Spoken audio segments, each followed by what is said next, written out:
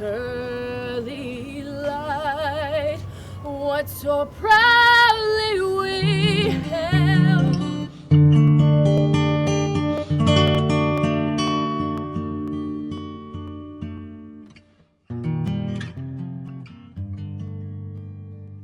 There's a lot of homeless people in the Chicagoland area, in the state, in the nation, and veterans are disproportionately represented. I believe the last numbers for Illinois, where we had over 30% of the homeless population served in the military. They're coming to us with a variety of problems, which include PTSD, depression, marital problems, family problems, financial problems, substance abuse, psychiatric problems. Maybe a family, maybe some potential domestic violence issues, maybe some corrections history, and there's a whole host of things that need to be addressed for everybody to go through a program that's going to truly achieve self-sufficiency for them. The thing that led me to A Safe Haven was the fact that once I was home, there was a situation, a part of my life where I got involved in drugs, and drugs led me to homelessness. And when it led me to homelessness, homelessness led me to jail. And I was in the penal institution for quite a long time. I did what most of us have done. I tore my life apart with the use of drugs and alcohol and wound up inside the penitentiary. And the one time I tried to use the military for some help, they told me, you have dug a hole too deep for even us to help you with. I came to Safe Haven angry. I was angry because I was homeless. I was angry because I was broke. I was angry. But now I understand why I was angry. Because I had some things that wasn't correct in my life that I need to correct. I continued to use drugs. I never really wanted to deal with the issue related to drugs because I didn't think that I really had a problem. And although my life was chaotic, although everything was wrong in my life, everything was going wrong in my life, losing everything around me, yet I couldn't even see it.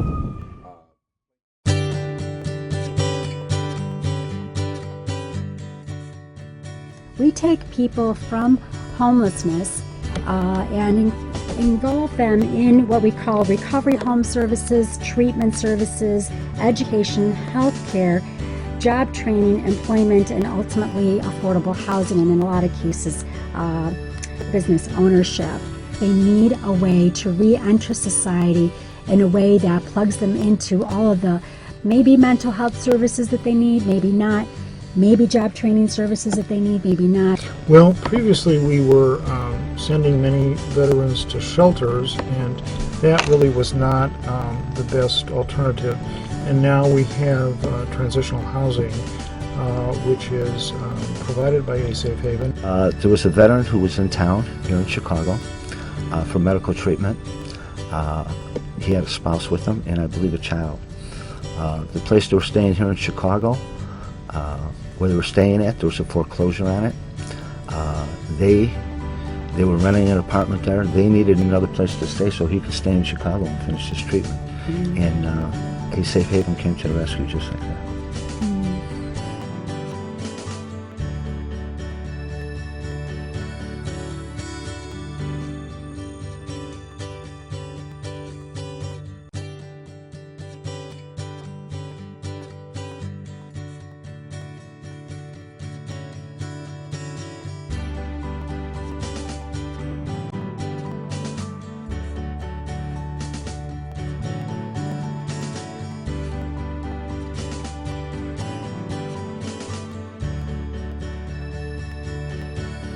We recently did an event called Tulips for Troops in November on Veterans Day.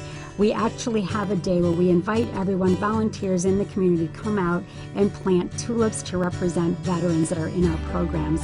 And I promised them that once these tulips were blooming, that we would all come back and really just have a little toast, to celebrate, the fact that these tulips really represented maybe their time at A Safe Haven, where they're getting surrounded by all the nutrients that they need to rebuild their lives. Eventually the sun will shine and the flowers in their lives will bloom again.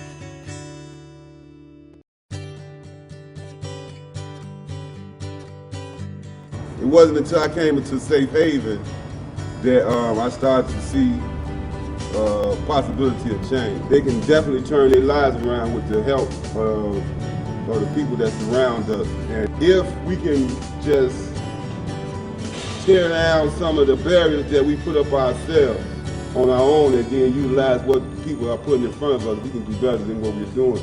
But since I went to Safe Haven, I really got a good look at myself. I found out my mistakes by being in Safe Haven. I found out some things about I can do. I didn't have that self-esteem. I had low self-esteem. But now I got a lot of belief by being in Safe Haven. And the VA has played a part in it too, by sending me to Safe Haven. Now that I've been in Safe Haven and really got a chance to look at life and what I can do, I'm not homeless no more. One of the great things Safe Haven got going is that they put you in classes where you get to learn stuff. You get to learn stuff that you didn't take time out to learn when you're out there on the street. Right now, I see my life turning around. I've been there approximately 2 months now, and my life is 2,000% different than it was 2 months ago. My family is back. They're coming back into my life. They are grateful that I'm in an environment where I'm getting some help. Things are turning around tremendously already. I don't know what more I can say about them other than the fact that I'm just so grateful that I had an opportunity to be able to be here, to have an opportunity to change my life around.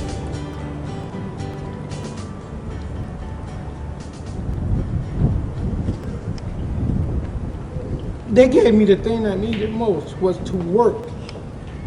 And I worked. Every place that I could work, I worked. And sometimes I would hear some of the guys say, "You're doing too much." But see, they didn't understand what work meant to me. When you can't work, when people say your work is not valuable, I came to a place that told me, not only are you valuable, but your work is valuable to me.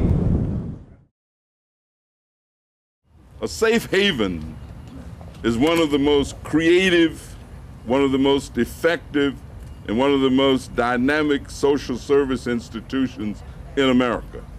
Not just in Chicago, not just for veterans, but in terms of a vast array of creative ideas. You have to think these things up. They don't just fall out the sky. You don't just wake up one morning and all of a sudden decide that you're going to have a place for 30 veterans to live, have an opportunity to go out and work and do things and reestablish their lives. So I can't commend them enough for what it is that they do and what it is that they mean to not just this community, but as I just indicated, to people all over the world. Hooray for Safe Haven.